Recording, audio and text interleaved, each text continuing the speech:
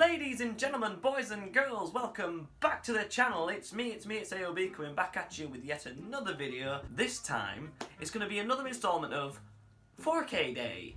I'm not singing it again. The last video I did was cringeworthy as shit. So yes, today guys, we're going to have another installment of 4K Day.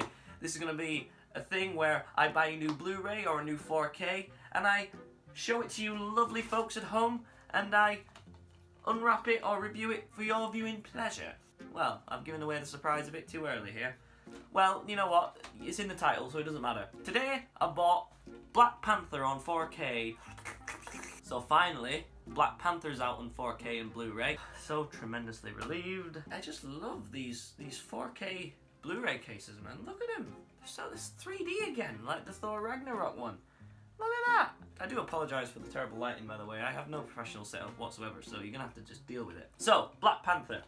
I did say, very early in this channel, that I would review the film.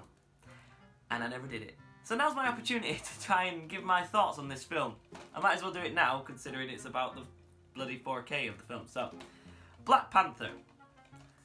What was it like as a film? It was tremendous in every way. The one thing that bugged me about this film was the hype about it. All this hype about this film, about it being the first ever black superhero movie ever made, or whatever the bollocks was that was being hyped up about it, which is totally not true. I mean, there are certain films out there that exist that happen to star a main protagonist who happens to be a man of colour. That franchise or set of films happens to be some of my favourite films personally as well. So I guess to everyone else saying that this was the first black superhero film ever made or whatever the hell, forgot they existed. But besides the hype behind it, also could have killed it for a lot of other people, because this is, objectively speaking, this is a brilliant film. It's well made, well directed, well acted. All of the above. It's an amazing superhero film, and it's an amazing film just in general. It's a great film. And all the hype behind it, I was afraid was going to kill it for anyone else. So basically what I mean when I say that is, there was so much hype with this film about it being a breakthrough in cultural phenomenon, an absolute amazing film to represent black people, or yada yada yada yada yada, all that load of other bollocks. Overhype it to a point that when people did finally go see it, they would just think, what's all the hype about? So I was thinking that all the hype behind it was going to ruin it for people. I don't want overhype to kill this movie for anyone, because it is an amazing movie. I don't really know where this would rank in my MCU movies, because it's definitely not my all-time favourite MCU movie. I think it would probably be in my top 10. I'm not sure if it would just make my top 5, but that's just me personally. Definitely it would make it in my top 10.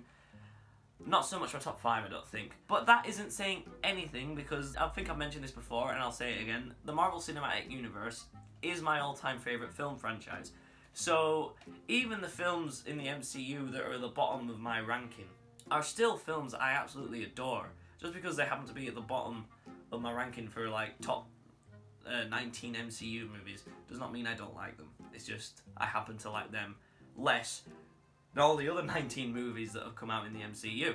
And I do intend on one day doing a Marvel Cinematic Universe film ranking from my worst to my best, or my least favourite, should I say, to my all-time favourite. I do want to do that at some point, so keep an eye out for that. I'm also going to do a ranking for loads of other stuff as well. Keep an eye out for them. Right from when Civil War came out, I was all for a Black Panther movie. I mean, I was all for a Black Panther movie anyway, but this just solidified it for me, because Black Panther was such a badass in Captain America Civil War. He had such a badass presence, a badassery presence, if you will. Anytime he was on screen, I was like, this guy knows how to kick ass and take names, I fucking tell you. From the very moment you see T'Challa on screen as Black Panther for the first time in Captain America Civil War, first time? Twat. For the very first moment you see T'Challa in costume in Captain America Civil War, I was like, I'm in. I'm absolutely in. The moment when he gets them claws out and he takes down Bucky, and I'm just like, this guy knows what he's doing. And that entire chase scene with Bucky, Cap, and Black Panther in Civil War was just mwah. From then on, I was excited for a Black Panther movie. I was excited anyway, but Chadwick Boseman really proved himself as an amazing T'Challa Black Panther, so I was just even more hyped from then on out. In terms of this film, As I said, I did love it to bits. Chadwick Boseman, man, he gets so overlooked in this film for his performance. I mean, nobody talks about him in this film. Everybody talks about Killmonger, who rightly so deserves to be talked about, and we'll get to him. But not enough people talk about Chadwick Boseman's performance. A lot of people just say he was one of the most uninteresting characters in this entire film, which I think is nonsense. What do you mean? How is he uninteresting? What, because he doesn't spout out one-liners and freaking all that every 5 minutes like every other superhero in the MCU? That makes him uninteresting? I'd hardly think that's fair. The thing that I love the most about Chadwick Boseman's performance in this film seems to be the thing that people seem to dislike, and that is that he's very stoic and he's very wise and calm and collected, which is what I would want from a king. He's the king of Wakanda. Of course he's going to be wise, calm, collected, and he can be an absolute badass when he wants to be. And that seems to be, from what I can gather, why people say that he's the most uninteresting character in the film, because he's wise, stoic, isn't very out there in terms of his personality. He's just calm and collected, which is what I would want from a king if I had a king. Well, we do have a queen, but never mind that. But that is what I would want from my king if I had T'Challa running my country. You know, you want someone who takes it seriously, and T'Challa takes it very, very seriously in this film. So Chadwick Boseman, terribly underrated in this film, doesn't get talked about enough. And that's where we come to Killmonger. Killmonger.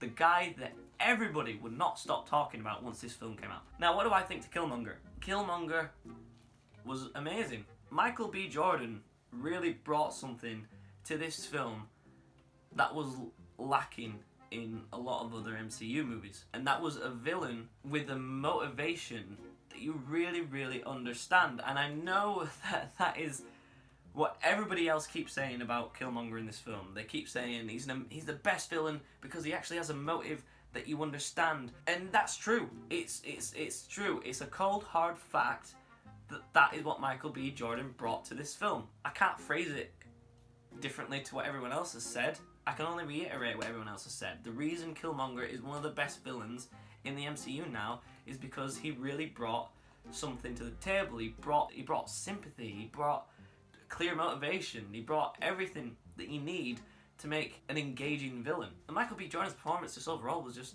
top notch. Especially that scene where he challenges T'Challa for the throne. That fight where he challenges T'Challa for the throne is just really reminded me of The Dark Knight Rises, with the way he betters Black Panther, he betters T'Challa and just absolutely destroys him, and then he eventually just throws him off the waterfall. Really reminded me of Dark Knight Rises when Bane absolutely dismantles Batman and just breaks his back. I don't know why, it really did remind me of that, and that's only a good thing. Bane, also one of the best villains in comic book movie history, so you can't argue with that. So Michael B. Jordan deserves every bit of credit that he gets for his performance as Eric Killmonger in this film, because he was absolutely amazing in every way. There was nothing I didn't like about Killmonger. There was nothing I didn't like about any of the characters, really. I even loved Claw, Ulysses Claw. It's such a shame that they killed him off in this movie. I was really hoping he'd be just a recurring character throughout the MCU. Well, not necessarily the entire MCU, just in future Black Panther installments, have Killmonger be a recurring villain, because he is like one of the main antagonists of Black Panther in the comic books, so why not have him be like this in the Black Panther franchise? I mean, ever since his introduction in Avengers Age of Ultron, I was thinking, yeah, this guy can be a reoccurring character throughout the MCU. Andy Serkis is brilliant at it. He plays an amazing Ulysses Claw, and you can just have him appear in bits and bats throughout the MCU, either in future Black Panther installments or in other movies like they did when they introduced him in Avengers Age of Ultron. But they killed him off in this movie, which is such a shame. I wouldn't even say that's a negative on the film's part, because narratively it does make sense why Killmonger kills him, but man, it's just, personally I was just like, oh, what, they killed him off? Oh, shithouse. Andy Serkis' Claw had the potential to be up there with the best villains, and he is really. He had the potential there to be at the top of the villain ranking throughout the MCU. I would put him in the list. If I ever did a ranking list of best MCU villains, I would chuck Ulysses Claw in there. I don't know if any other people would do that, but I personally would. And this film had a great set of side characters like M'Baku, Shuri, Okoye, all that stuff. They were also brilliant. Okoye especially, I can't say her name, I can't even remember her name right now, but the Michonne from The Walking Dead, who plays Okoye in Black Panther, I was just like, whoa, what's going on here? I'm surprised I haven't killed off Michonne in Walking Dead yet, because usually when actors from The Walking Dead move on to something else, that usually means, right, that's it, their characters are done, because they won't have the time to go back and forth between each thing. So I'm just shocked. I'm just shocked Michonne's still alive while she's also playing Okoye in the MCU. But I'm not complaining, because Okoye was an absolutely magnificent side character. She really does bring an imposing presence as T'Challa's guard, if you will. M'Baku is just great. M'Baku is just a top-notch lad. Great lad. Started off as a bit of a dick at the start, but then he becomes, you know, mad respect for T'Challa he gets to the end. And his appearance in Avengers Infinity War as well just solidified, like, that's it, M'Baku's... He needs more. He needs more to do in the future. And Shuri, yes, Shuri is another one of those characters that people would not stop talking about once this film came out. And Shuri's great. I'm not taking anything away from Shuri whatsoever. She is a great character, but she wasn't the best. I don't think she was the best in this entire film. Like, everybody else who were talking about this movie was saying, Shuri, she was the best thing in this film. Her and Killmonger, absolutely, whoa. She's a genius. She was smarter than everyone else. Female empowerment. Guys, calm down. Shuri's great. She's absolutely fantastic. She has the potential to take on the mantle of Black Panther down the line in the future in the MCU. That would be perfect. But I don't think she was the best in the movie. I do think that Chadwick Boseman and Michael B. Jordan were the two standouts in this film for me, and Andy Serkis actually. Those three were the standouts in this film for me. Not taking anything away from Shuri as a character at all. She was a great character. It's just personally, I didn't think she was the best character in the movie. That's not to say she didn't play a good character, that's just my personal preference. Good God almighty, I have been talking about this movie for a mighty long time, and we haven't actually gotten around to actually unboxing this thing, or unwrapping it, should I say, because it's not an unboxing, it's an unwrapping, because I'm only taking off some cellophane. Shall we get to it, ladies and gentlemen? Let's finally unwrap this thing. And the main event of this video will be me slotting it into my MCU collection of Blu-rays. And I will feel a great sense of satisfaction for about 5 minutes, because I'll just be waiting for Avengers Infinity War to come out, and then I won't feel complete until that comes out on Blu-ray. Right, here we go. Tremendous, delicious 4K goodness, ladies and gentlemen. Look at that. Cellophane greatness. I love cellophane. It always makes everything seem so brand new and perfect. Ugh. Well, I suppose it does. It is brand new, isn't it? You know what? I am going to be notorious for just pointing out facts that are just unnecessary. That's going to be me. That's going to be me. So here we go. Apologies if you can't see this very well. But this is just... oh, fresh cellophane sound. Here we go. Ooh. Whoa. That was one of the easier bits of cellophane to come off in a Blu-ray that I bought. So here we have Black Panther.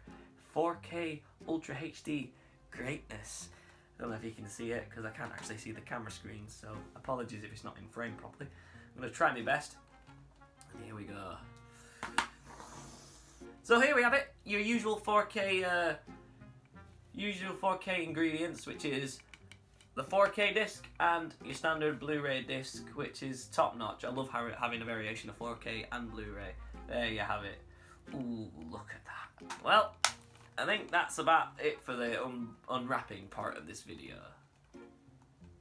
There you go. You can have a look. Do you want another look? There you go. Do you want to look again? Nah. Yeah, you've had enough now. Well, ladies and gentlemen, that's my Black Panther 4K Blu-ray unwrapping / review video. As I said, Black Panther, absolutely love this movie, as I do with every other movie in the MCU. There's not a single MCU movie that I dislike at all. I love every single one of them. And Black Panther is no exception. As I said, it would probably be in my top 10 MCU movies. Not sure about it making my top 5, but that's still a great thing for me. Because as I said, the ones at the bottom of my MCU list I still love. So Black Panther, ladies and gentlemen, if you haven't seen it, then, well, you probably wouldn't have gotten this far because I've spoiled the shit out of it. But if you haven't seen it, watch it. It's worth your time. I'm telling you now. All we have to wait for now is Avengers Infinity War on 4K Blu-ray. Oh God. This is the one thing that gets to me about the MCU, is that when a new Blu-ray in the MCU comes out and I finally add it to my collection, I don't feel complete yet because the latest one that came out after that still isn't out yet. So I'm still left unsatisfied. But guys, I promised you that I was going to slot this in my MCU collection. So I'm going to get to that right now. I hope you enjoy the main event. Alright, so here we are, guys. Here we have it. This is my entire MCU collection that I have on Blu-ray at the moment. And as you can see, there's a little empty space here, ready for Black Panther to take its place among my beautiful collection. Look at it. Look at it all. Behold the MCU greatness. As well as my Doctor Who collection. That's another one of my proudest Blu-ray collections that I've got. But look at this. This is the focus for today. So now what we're gonna do is we're just gonna take Black Panther here, and we're just gonna. Oh, ready. I feel just like Sully from Monsters Inc. at the end. You know, where he slots the final bit of wood into Boo's door to go in again. I just need to be able to. Come on now. Oh, move it, Jessica. Daredevil, sorry. Okay. I'll just bring out Thor in here. Bring Guardians here. Just tidy it up a bit. Here we are. He's going to be slotted in right here where he belongs. There he is. He's slotting right in there. Oh, there it is. There we are. Now we just make it truly complete by tidying it up a bit. Perfect! Alright, there we have it, ladies and gentlemen. So,